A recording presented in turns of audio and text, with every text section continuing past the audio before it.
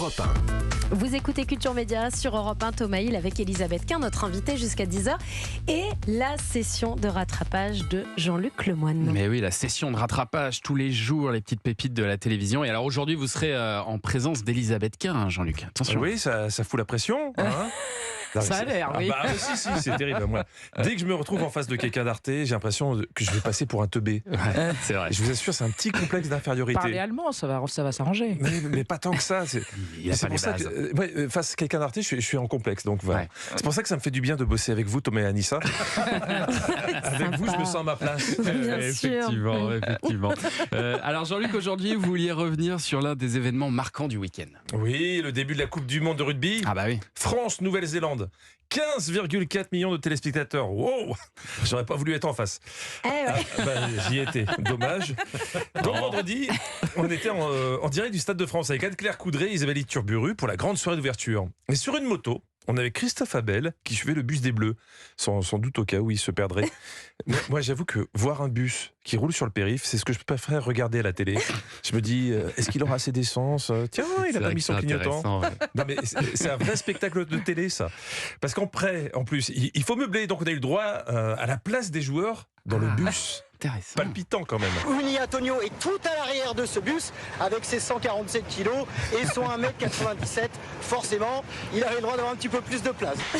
Bah, tu m'étonnes qu'il se déplace en bus. Hein. Une Smart, pour lui, c'est un sac à dos. J'ai vu une photo où il mangeait des macarons. En fait, en agrandissant l'image, je me suis aperçu que c'était des Big Mac. Retour sur le plateau de TF1 avec la ministre des Sports, Amélie Oudéa-Castéra. On a fait un gros travail avec Clément Beaune sur les transports, sur la fluidité. Alors, il faut savoir que parler de fluidité des transports à Paris, c'est considéré aujourd'hui comme de la pornographie. Heureusement que j'ai zappé sur BFM pour me laver les oreilles. Les préavis de grève se multiplient. On en constate dans au moins 5 des 9 villes qui accueilleront l'événement, notamment dans le secteur des transports. La grève, c'est comme la baguette. Ça fait partie des traditions françaises que le monde doit découvrir. On retourne avec Christophe Abel qui suit toujours le bus des Bleus. Il est tellement content qu'il rajoute des lettres dans les mots.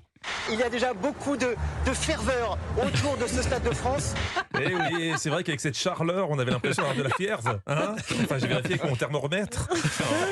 Bon, après, il y a eu la cérémonie d'ouverture qui a beaucoup divisé. Hein, je ne sais pas si vous avez suivi. Pourtant, oui, Anne-Claire polémique. Coudray nous avait prévenu. Alors, autant vous prévenir, ils ont fait fort en termes de clichés au sens noble du terme. Au sens Oui, noble du il terme. existe un sens noble au mot cliché. Ah oui. Donc, comme tout le monde, j'ai vu cette cérémonie d'ouverture très années 50. Ouais. Mais sur les réseaux, c'était beaucoup plus radical que ça. Alors, je vous la fais simple. Si vous avez aimé, vous êtes de droite. Si vous avez détesté, vous êtes de gauche. Nous sommes dans un monde binaire. T'as plus le droit de mesurer. Vous, Thomas, vous avez aimé ou pas ? C'est compliqué de répondre comme ça. Il y a des choses que j'ai aimées et d'autres moins. Voilà. Donc, vous êtes centriste. Voilà, ça c'est une réponse de centriste.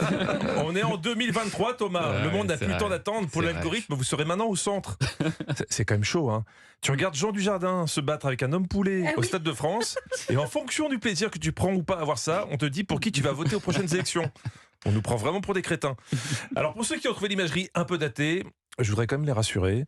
Vous le savez, en 2024, c'est les JO. Où ça ? À Paris. Oh là là, interro surprise, elle est forte, cette a dit ça. Taquet. Et il y a quelques semaines, ils ont interviewé le metteur en scène de la cérémonie d'ouverture, Thomas Joly, qui a des idées assez surprenantes pour symboliser Paris et la France. La baguette de pain, le coq, il y a plein d'emblèmes, le fromage, Edith Piaf.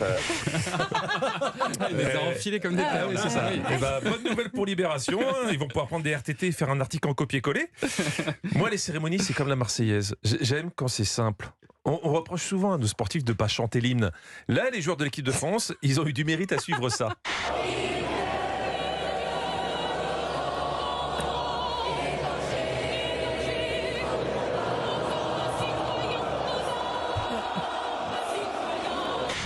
La Marseillaise au canon. Ouais, c'est spécial. Les gars, c'est la Coupe du Monde, c'est pas la finale de The Voice. Je pense que les joueurs, ils avaient d'autres choses à gérer au milieu du coup d'envoi. Excuse-moi, je suis dans quel groupe pour le canon ? Et puis niveau de tonalité, quelqu'un peut m'aider ? J'ai l'impression d'être trop haut là. Bon, bien sûr, il y a eu aussi un autre événement vendredi et ils en ont parlé sur CNews. Emmanuel Macron qui a pris la parole lors de la cérémonie d'ouverture. On a entendu quelques sifflets, on y reviendra. Quelques sifflets, c'est ce qu'on appelle avoir le sens de l'euphémisme. Parce que je ne sais pas si Emmanuel Macron a eu l'impression de recevoir quelques sifflets.